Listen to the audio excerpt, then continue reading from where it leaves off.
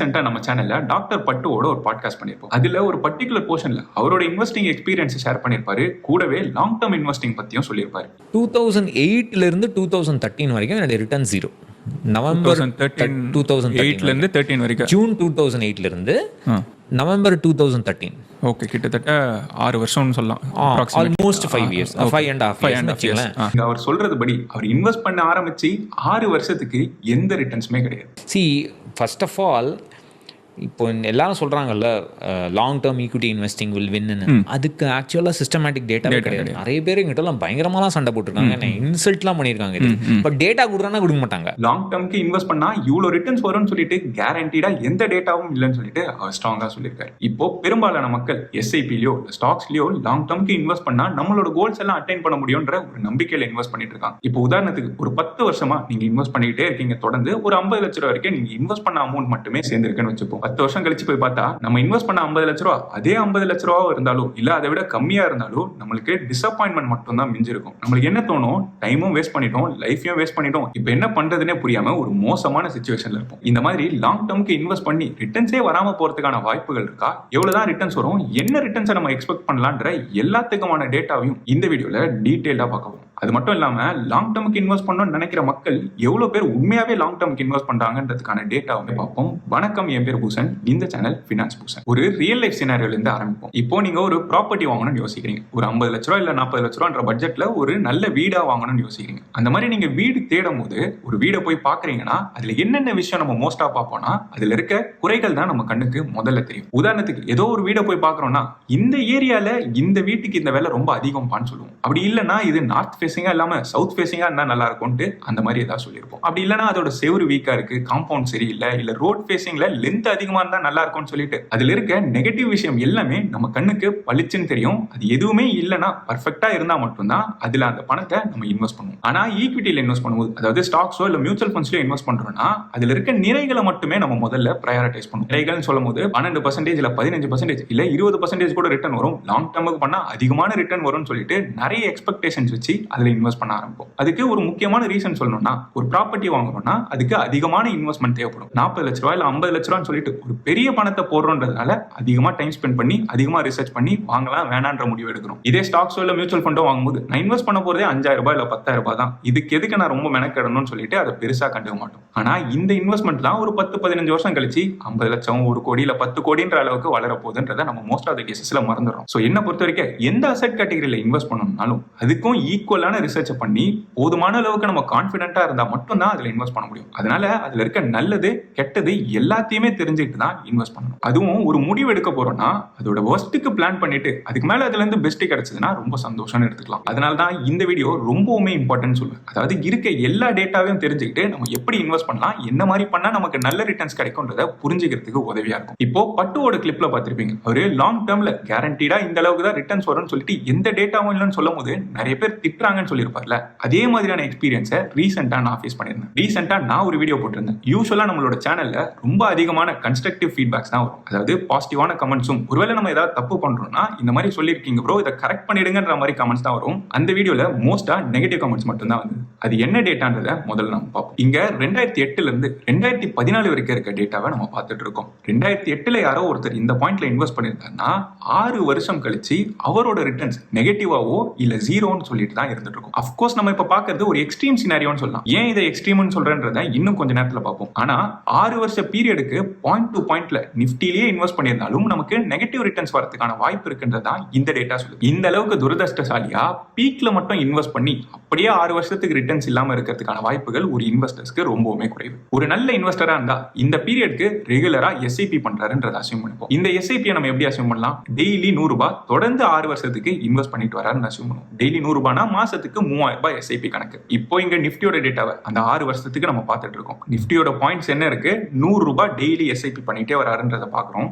தொடர்ந்து எஸ்ஐபி பண்ணிட்டு வந்திருந்தாருன்னா கிட்டத்தட்ட 1.5 லட்ச ரூபாய் அவர் இன்வெஸ்ட் பண்ணிருப்பாரு. எஸ்ஐபியா பண்றதுனால மார்க்கெட்டோட ஏற்றத்திலையும் இறக்கத்திலையும் எல்லா பாயிண்ட்லயுமே இன்வெஸ்ட் பண்ணிட்டு வராரு. அதனால அவரோட இன்வெஸ்ட்மெண்ட்டும் ஓரளவுக்கு ஆவரேஜ் ஆகிட்டே வரும். 6 வருஷம் கழிச்சு அவரோட ரிட்டர்ன்ஸ் கிட்டத்தட்ட 2 லட்சத்துக்கு கிட்ட இருக்கு. இதே லம்சமா அந்த 1.5 லட்சத்தை பீக்ல மட்டும் இன்வெஸ்ட் பண்ணியிருந்தாருன்னா 6 வருஷம் கழிச்சு பார்த்தாலும் ஜீரோ ரிட்டர்ன்ஸோ இல்லனா நெகட்டிவ் ரிட்டர்ன்ஸோ வந்திருக்கும்னு பார்த்தோம். அதுக்கு ஆல்டர்னேட்டிவா ரெகுலரா எஸ்ஐபி பண்ணியிருந்தாருன்னா அந்த 1.5 லட்ச ரூபாய் கிட்டத்தட்ட 1,86,000 வந்திருக்குன்றத இங்க நம்மளால பார்க்க முடியும். இதை XIRR கால்குலேட் பண்ணா 7%க்கும் மேல ரிட்டர்ன்ஸ் வந்திருக்கும். இங்க நம்ம டிவிடெண்ட்ஸ் எல்லாம் கால்குலேட் பண்ணல, டிவிடெண்ட்ஸும் சேர்த்தோம்னா இன்னும் 2.5% போட்டுக்கலாம். ஒரு 9%க்கு மேல ரிட்டர்ன்ஸ் கட்டாயமா வந்திருக்கும். சோ அப்படி பார்க்கும்போது 0% ரிட்டர்ன் வர வேண்டிய இடத்துல ஆவரேஜா 9%க்கு மேல வந்திருக்குன்றது ஒரு நல்ல டேட்டாவா நமக்கு ஃபீல் ஆகும். ஆனா இது பாதி ஸ்டோரி தான். அந்த 2008ல இருந்து 2014 வரைக்கும் இந்தியாவோட இன்ஃபிளேஷன் எப்படி இருக்குன்றதை இங்க நம்ம பார்த்துட்டு இருக்கோம். ஹிஸ்டாரிக்கா 10%, 12% சொல்லிட்டு ஆவரேஜா 9.5% அந்த பாயிண்ட்ல இந்தியால இன்ஃபிளேஷன் இருந்துட்டு இருக்கு. அப்படின்னா என்ன அர்த்தம்? நம்ம இண்டெக்ஸ்லயே தொடர்ந்து எஸ்ஐபியும் பண்ணியிருந்தாலும் இன்ஃபிளேஷன் கிட்ட தான் நம்மளோட ரிட்டர்ன்ஸ் வந்திருக்குன்றத இங்க பார்க்க முடியுது. ஆனா ஒரு எக்ஸ்ட்ரீம் பீரியட்ல, அதாவது 2008 குளோபல் கிரைசிஸ், அந்த பாயிண்ட்ல தான் இருக்கிறதுலே ஸ்டாக் மார்க்கெட் ரொம்பவுமே மோசமா வீழ்ச்சி அடைஞ்சது. அந்த பாயிண்ட்ல நம்ம எஸ்ஐபி பண்ணியிருந்தாலும் இன்ஃபிளேஷன் கிட்ட நம்மளால ரிட்டர்ன்ஸ் பண்ண முடியும்ன்றதே ஒரு நல்ல விஷயம் தான். இன்வெஸ்டே பண்ணாம அப்படியே கேஷா வச்சிருந்தோம்னா அந்த பணம் அப்படியே தான் இருந்திருக்கும். இன்ஃபிளேஷனை கூட பீட் பண்ணிருக்காது, இல்ல இன்ஃபிளேஷன் கிட்ட கூட வந்திருக்காது. அதை விட ஒரு முக்கியமான பாயிண்ட், இந்த 6 வருஷ பீரியட்ன்றது லாங் டர்ம்னே சொல்ல முடியாது. சரி, 6 வருஷத்தை லாங் டர்ம்னு சொல்ல, ஆனா 16 வருஷத்தை லாங் டர்ம்னு கம்ஃபர்டபுளா ஒத்துக்க முடியும். கரெக்டா? இப்போ யூஎஸ்ல ஃபேமஸான NASDAQ 100 இண்டெக்ஸோட டேட்டாவை நம்ம இங்க பார்த்துட்டு இருக்கோம். 2000 இருந்து 2016 வரைக்கும் பாயிண்ட் டு பாயிண்ட் டேட்டாவா இதுவுமே நெகட்டிவ் ரிட்டர்ன்ஸ் கொடுத்திருக்கு. இங்க 16 வருஷ இன்வெஸ்ட்மெண்ட்லயும் நெகட்டிவ் ரிட்டர்ன்ஸ் வரதுக்கான வாய்ப்பு இருக்கு. அதுவும் இண்டெக்ஸ்லயே வரதுக்கான வாய்ப்பு இருக்குன்றதான் இது கன்வே பண்ணுது. நம்ம 6 வருஷம் லாங் டர்ம் கிடையாதுன்னு சொன்னாலும், 10 வருஷம் 15 வருஷம் ஹோல்ட் பண்ணணும்னு சொன்னாலும், ஆக்சுவலா மக்கள் எவ்வளவு நாள் அவங்களோட இன்வெஸ்ட்மெண்ட் ஹோல்ட் பண்றாங்கன்றதுக்கு செபி ஒரு டேட்டா ரிலீஸ் பண்ணிருந்தது. அந்த டேட்டா படி 53% மக்கள் 2 வருஷத்துக்கு மேல அவங்களோட இன்வெஸ்ட்மெண்ட்ஸை ஹோல்ட் பண்றது கிடையாது. அதாவது பாதிக்கும் மேற்பட்ட மக்கள் அவங்களோட இன்வெஸ்ட்மெண்ட்ஸை 2 வருஷத்துக்கு மேல தொடர்றது கிடையாது. இதுல இருக்கிறதுலே ஷாக்கிங்கான விஷயம், வெறும் 3% மக்கள் மட்டும்தான் 5 வருஷத்துக்கு மேல ஒரு இன்வெஸ்ட்மெண்ட்டை தொடர்ந்து பண்ணிட்டு இருக்காங்க. அதாவது ஒரு மியூச்சுவல் ஃபண்ட்ல இன்வெஸ்ட் பண்ணணும்னு ஆரம்பிக்கிற 100 பேர்ல வெறும் 3 பேர் மட்டும் தான் அதை தொடர்ந்து 5 வருஷத்துக்கு மேல இன்வெஸ்ட் பண்ணிட்டு இருக்காங்க. அதாவது வித்ட்ரா பண்ணாம அப்படியே வச்சிருக்காங்க. இந்த டேட்டா ஒரு பக்கம் இருந்தாலும் எவ்வளவு நாளுக்கு மேல நம்ம ஹோல்ட் பண்ணா ஆக்சுவலா நம்மளோட ரிட்டர்ன்ஸ் பெட்டரா இருக்கும்ன்றதுக்கு இன்னொரு டேட்டாவை பார்ப்போம். அதுக்கு நிஃப்டியோட ரோலிங் ரிட்டர்ன்ஸ் பார்ப்போம். ரோலிங் ரிட்டர்ன்ஸ்ன்றத பத்தி முதல்ல கேள்விப்படுறீங்கன்னா, ஒரு இன்வெஸ்ட்மெண்ட்டோட ரிட்டர்ன்ஸ் எப்படி கால்குலேட் பண்ணுவோம்? இப்போ கடந்த 5 வருஷம் ரிட்டர்ன்ஸ் சொல்லுங்கன்னு சொன்னா என்ன பண்ணுவோம்? நிஃப்டியோட சார்ட்டை போய் பார்ப்போம். 5 வருஷம் ரிட்டர்ன்ஸ் இங்க நமக்கு கிளியரா தெரியுது. அப்படின்னா என்ன அர்த்தம்? இன்னைய டேட்ல இருந்து கரெக்டா 5 வருஷத்துக்கு முன்னாடி இதே டேட்ல என்ன வேலையில இருந்தது, அங்க இருந்து எவ்வளவு பர்சன்டேஜ் இது க்ரோ ஆயிருக்குன்றதா இந்த டேட்டா நமக்கு காட்டுது. சோ நம்ம பார்க்கிறது பாயிண்ட் டு பாயிண்ட் ரிட்டர்ன்ஸ், அதாவது அந்த டேட்ல இருந்து இந்த டேட்டுக்கான ரிட்டர்ன்ஸ். இப்போ அடுத்த நாள்ல இருந்து, இன்னையில இருந்து அடுத்த நாளுக்கு ரிட்டர்ன்ஸ் பார்த்தோம்னா வேற ஏதோ ரிட்டர்ன்ஸ் வரும். அதே மாதிரி ஒவ்வொரு நாளும் தள்ளி தள்ளி பார்த்துட்டே வந்தோம்னா வேற ரிட்டர்ன்ஸ் நமக்கு வந்துட்டே இருக்கும். ஒவ்வொரு நாளுக்கும் 5 வருஷம் பீரியடுக்கு பார்த்துக்கிட்டே வந்தோம்னா இதான் ரோலிங் ரிட்டர்ன்ஸ் சொல்லுவாங்க. உதாரணத்துக்கு 2000 இருந்து 2024 வரைக்கும் 5 வருஷம் ரோலிங் ரிட்டர்ன்ஸ் பார்க்கணும்னா 2000 ஜனவரி 1ஆம் தேதியில இருந்து 2005 ஜனவரி 1ஆம் தேதி வரைக்கும் ஒரு பர்டிகுலர் டேட்டா பாயிண்ட் நமக்கு கிடைக்கும். அதே மாதிரி ஜனவரி 2 2000 இருந்து 2005 ஜனவரி 2 வரைக்கும் இன்னொரு டேட்டா கிடைக்கும். 3ஆம் தேதிக்கு அடுத்த ஜனவரி 3ஆம் தேதி, அப்படியே ஒவ்வொரு நாளும் நம்ம மூவ் பண்ணிக்கிட்டே வருவோம். அந்த வருஷத்துக்கு மட்டும் 365 டேட்டா பாயிண்ட் வரும். அடுத்தது 2001 போனோம்னா அதே மாதிரி இன்னொரு 365 டேட்டா பாயிண்ட். இதே மாதிரி தொடர்ந்து பண்ணிட்டே வந்தோம்னா 24 வருஷத்துல 6000 7000 டேட்டா பாயிண்ட்ஸ் மேல நமக்கு வந்திருக்கும். இங்க ரேண்டமா ஆர்பிட்ரியா ஏதோ ஒரு பாயிண்ட்ல இருந்து ஏதோ ஒரு பாயிண்ட்ல இருந்து நிஃப்டி ரேண்டமா 14% கொடுத்தது, 20% கொடுத்தது, 6% தான் கொடுத்தது, 0% கொடுத்தது நம்மளால சொல்ல முடியாது. ஏன்னா எல்லா டேட்டா பாயிண்ட்ஸுமே கன்சிடர் பண்றதா ரோலிங் ரிட்டர்ன்ஸ். அந்த ரோலிங் ரிட்டர்ன்ஸ்ல 5 வருஷத்துக்கு பதிலா முதல்ல ஒரு மாசம் ரோலிங் ரிட்டர்ன்ஸா பார்ப்போம். ஒரு மாசம் ரோலிங் ரிட்டர்ன்னா என்ன?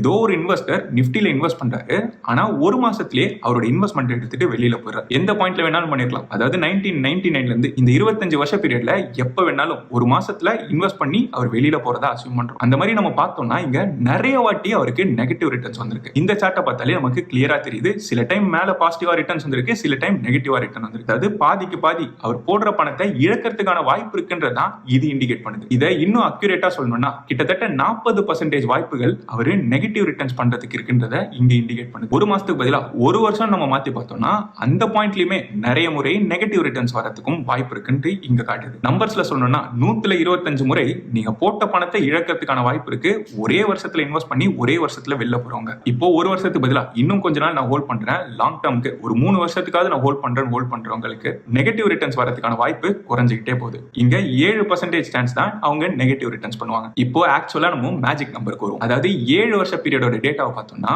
ஒரே ஒரு முறை கூட நெகட்டிவ் ரிட்டர்ன்ஸ் வந்தது கிடையாது. அதாவது ஒரு இன்வெஸ்டர் ஏதோ ஒரு 7 வருஷ பீரியட், எந்த 7 வருஷ பீரியடா வேணாலும் இருக்கலாம், எப்போ இன்வெஸ்ட் பண்ணியிருந்தாலும் அவர் நெகட்டிவ் ரிட்டர்ன்ஸ் பண்றதுக்கான வாய்ப்புகளே கிடையாதுன்னு சொல்லிட்டு தான் ஹிஸ்டாரிக்கல் டேட்டா நமக்கு காட்டுது. அதே மாதிரி பெரும்பாலான கேஸ்ல 8%க்கும் மேலான மேலான ரிட்டர்ன்ஸை தான் பார்த்திருப்பாரு 7 வருஷத்துக்கு மேல இன்வெஸ்ட் பண்ணியிருந்தா. இப்ப அதை இன்னும் இன்வெஸ்ட் பண்ணி 15 வருஷம் டேட்டாவை பார்த்தோம்னா 8% குறைவா ரிட்டர்ன்ஸே வந்தது கிடையாது. அதாவது ஏதோ ஒரு இன்வெஸ்டர் பொறுமையா 15 வருஷம் இன்வெஸ்டரா இருந்தாருன்னா கண்டிப்பா 8% மேலான ரிட்டர்ன்ஸ் தான் வந்திருக்கும்னு சொல்லிட்டு நமக்கு இந்த டேட்டா காட்டுது. ஆனா அதுலயும் ஒரு கேட்ச் இருக்கு. 2008 இருந்து 2023 வரைக்கும் ஒரு நபர் 15 வருஷம் இன்வெஸ்டரா இருந்தாருன்னா அவருக்கு கிட்டத்தட்ட 8% ரிட்டர்ன் வந்திருக்கும். அதே 15 வருஷம் ஆனா 2003 இருந்து 2018 வரைக்கும் ஒருத்தர் இன்வெஸ்டரா இருந்தா 19% ரிட்டர்ன்ஸ் வந்திருக்கும். 8%க்கும் 19%க்கும் ரொம்ப பெரிய கேப் இருக்கு. ஆனா ரெண்டு இன்வெஸ்டருமே 15 வருஷம் இன்வெஸ்டரா இருக்காங்க. அதனால 15 வருஷம் இன்வெஸ்டரா இருந்தா கேரண்டீடா இந்த ரிட்டர்ன்ஸ் தான் வரும்னு சொல்லிட்டு யாராலையுமே சொல்ல முடியாது. நம்ம இன்வெஸ்ட் பண்ணக்கூடிய டைம் பீரியட் பொறுத்தும் அப்ப இருக்க மார்க்கெட் கண்டிஷன்ஸை பொறுத்தும் நமக்கு என்ன ரிட்டர்ன்ஸ் வேணாலும் வரலாம். இங்கேயுமே நம்ம ஒரு சராசரி இன்வெஸ்டரா இருக்கும்னு அஸ்யூம் பண்ணிப்போம்.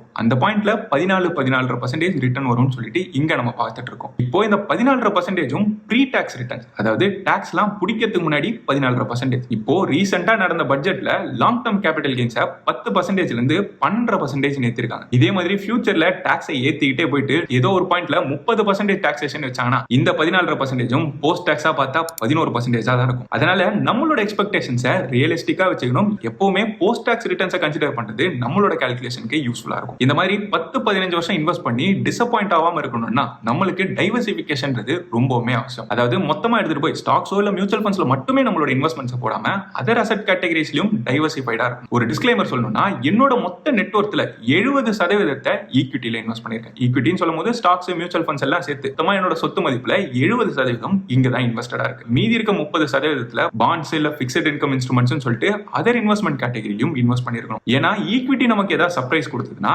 இந்த அசெட் கேட்டகரிஸ் அதை பேலன்ஸ் பண்றதுக்கு உதவியா இருக்கும். இன்ஃபேக்ட் எந்தெந்த அசெட் கேட்டகரியில என்ன பர்சன்டேஜ்ல அலோகேட் பண்ணிருக்கேன், எதுக்காக இந்த அசெட் அலோகேஷன் முக்கியம்னு சொல்லிட்டு டீடைல்டா ஒரு மெம்பர் ஒன்லி வீடியோவும் போட்டிருக்கேன். அதோட லிங்க் மேலேயோ இல்ல கீழே கொடுக்குறேன், செக் பண்ணி பாருங்க. இப்போ பர்சனலா என்னோட போர்ட்ஃபோலியோ எடுத்தீங்கன்னா ஒரு 6-7 வருஷமா தொடர்ந்து இன்வெஸ்ட் பண்ணிட்டு வரேன். இன்னைக்கு இந்த 6-7 வருஷம் இன்வெஸ்ட்மெண்ட்டுக்கு அப்புறம் கிட்டத்தட்ட 20% எக்ஸ்ஐஆர்ஆர் காட்டிட்டு இருக்கு. இதுல ஒரே ஒரு பர்டிகுலர் எக்ஸாம்பிள் மட்டும் எடுக்கணும்னா நம்ம நிஃப்டி 50 டேட்டாவை பார்க்கறதுனால நிஃப்டி 50 ஃபண்டையே நான் எக்ஸாம்பிளுக்கு எடுத்துக்கிறேன். இந்த ஃபண்ட் மட்டும் கிட்டத்தட்ட 30%க்கும் மேல எக்ஸ்ஐஆர்ஆர் கொடுத்து இப்போ நிறைய இன்வெஸ்டர்ஸ் கிட்ட காமனா இருக்கிறது இந்த நிஃப்டி 50 இண்டெக்ஸ் ஃபண்ட் தான். அதே நிஃப்டி 50ல அதே பீரியட்ல இன்வெஸ்ட் பண்ற ரெண்டு இன்வெஸ்டர்ஸ்க்கும் வேற வேற ரிட்டர்ன்ஸ் வரதுக்கும் வாய்ப்பு இருக்கு. இப்போ எனக்கு 30% காட்டுதுன்னா இன்னும் சிலருக்கு இதை விட அதிகமான எக்ஸ்ஐஆர்ஆரும் இருக்கும், இல்ல குறைவான ரிட்டர்ன்ஸும் வந்திருக்கும். அதுக்கு ஒரு முக்கியமான காரணம் ஒரே பீரியட்ல ஒரே ஃபண்ட்ல இன்வெஸ்ட் பண்ணாலும் எவ்வளவு அமௌண்ட் எந்த பாயிண்ட்ல நம்ம இன்வெஸ்ட் பண்றோம்ன்றத பொறுத்து நம்மளோட ரிட்டர்ன்ஸ் ரொம்பவே டிராஸ்டிக்கா மாறுபடும். உதாரணத்துக்கு இந்த சார்ட்ல எந்தெந்த பாயிண்ட்ல நான் எப்பப்ப இன்வெஸ்ட் பண்ணிருக்கேன்றதை நம்மளால பார்க்க முடியுது. இதுல டிப்ல அதிகமான அமௌண்ட் நம்ம இன்வெஸ்ட் பண்ணோம்னா நம்மளால அதிகமான ரிட்டர்ன்ஸ் பார்க்க முடியும். ஆல்டர்னேட்டிவா இன்னொரு இன்வெஸ்டர் மார்க்கெட் விழுந்துட்டு இருக்கு, அது நல்லா விழுந்ததுக்கு அப்புறம் நான் இன்வெஸ்ட் பண்றேன்னு சொல்லிட்டு அது டிப்ல போகும்போது அவரோட இன்வெஸ்ட்மெண்ட்ஸ் பாஸ் பண்ணிருந்தா அவரோட ரிட்டர்ன்ஸ் குறைவா தான் வந்திருக்கும். என்னோட போர்ட்ஃபோலியோ ஆக்டிவிட்டியும் ஃபினான்ஸ் சம்பந்தப்பட்ட ரியல் டைம் அப்டேட்ஸையும் மெம்பர் ஒன்லி கம்யூனிட்டியில ரெகுலரா அப்டேட் பண்ணிட்டு இருப்பேன். எதை எப்பப்போ வாங்குறேன், எதுக்காக வாங்குறேன்ற ரீசனிங்குமே டீடைலா போடுவேன் லேர்னிங் பர்பஸ்க்காக. அது உங்களோட இன்ட்ரெஸ்டா இருந்ததுன்னா கமெண்ட்ல இருக்க லிங்க் யூஸ் பண்ணியோ இல்ல ஜாயின் பட்டனை கிளிக் பண்ணியோ மெம்பர் கம்யூனிட்டியில ஜாயின் பண்ணிக்கலாம். இந்த 20% இல்ல 30% ரிட்டர்ன்ஸ்ன்றது இப்போதைக்கு மார்க்கெட் நல்லா இருக்கிறதுனால நல்ல ரிட்டர்ன்ஸ் நம்மளுக்கு காட்டிட்டு இருக்கு. இதை சஸ்டைனபிள் நம்மளால சொல்ல முடியாது. என்னோட சேஃபஸ்ட் அசம்ஷன் போஸ்ட் டாக்ஸ் ரிட்டர்ன்ஸா 10ல இருந்து 12% வரும்னு சொல்லிட்டு சேஃபா அஸ்யூம் பண்ணிக்கிறது பெட்டர்னு சொல்லுவோம். ஒஸ்ட்டுக்கு ப்ரிப்பேர் ஆயிட்டோம்னா அதுக்கு மேல நமக்கு என்ன ரிட்டர்ன்ஸ் வந்தாலுமே அது நல்ல ரிட்டர்ன்ஸ்னே சொல்லலாம். ஸோ கிளியரா சொல்லணும்னா 15% வரும் 20% வரும்னு சொல்லிட்டு கேரண்டீடா யாராலையுமே சொல்ல முடியாது. ஏன்னா ஈக்விட்டி மார்க்கெட்ன்றதே ப்ராபபிலிட்டி கேம் தான். அதே மாதிரி லாங் டர்ம்க்கு இன்வெஸ்ட் பண்ணா கண்டிப்பா இந்த ரிட்டர்ன்ஸ் வரும்னு சொல்லிட்டோம் எந்த கேரண்டியும் கிடையாது. ஒவ்வொரு இன்வெஸ்டருக்கும் அதே டைம் பீரியடுக்கு வேற வேற ரிட்டர்ன்ஸ்மே வந்திருக்கலாம். இப்போ பார்த்து என்னோட மியூச்சுவல் ஃபண்ட் போர்ட்ஃபோலியோல டெட் ஃபண்ட்ஸுமே இருக்கு. அந்த டெட் ஃபண்ட்ஸ் எல்லாம் எக்ஸ்க்ளூட் பண்ணா இந்த பாயிண்ட்ல 22ல இருந்து 24% எக்ஸ்ஐஆர்ஆர்னே சொல்லலாம். அந்த ரிட்டர்ன்ஸும் சஸ்டைனபிள் கிடையாது. என்னோட மியூச்சுவல் ஃபண்ட் போர்ட்ஃபோலியோல என்னென்ன ஃபண்ட்ஸ் இருக்கு, அதெல்லாம் என்ன ரிட்டர்ன்ஸ் கொடுத்திருக்குன்றத டீடைலா தெரிஞ்சுன்னா அடுத்து இந்த வீடியோ செக் பண்ணி பாருங்க. இந்த வீடியோ ஏதோ ஒரு வகையில் யூஸ்ஃபுல்லாவோ இல்ல புதுசாவோ இருக்குன்னு தோணுச்சுன்னா இந்த வீடியோவை லைக் பண்ணிருங்க. இந்த சேனலுக்கு இது வரைக்கும் சப்ஸ்கிரைப் பண்ணா சப்ஸ்கிரைப் பண்ணிட்டு அந்த பெல் ஐகானை கிளிக் பண்ணி ஆல்ன்றதை செலக்ட் பண்ணீங்கன்னா இந்த சேனல்ல போடுற புது வீடியோஸோட நோட்டிபிகேஷன் உடனே வந்து சேரும். நன்றி மக்களே.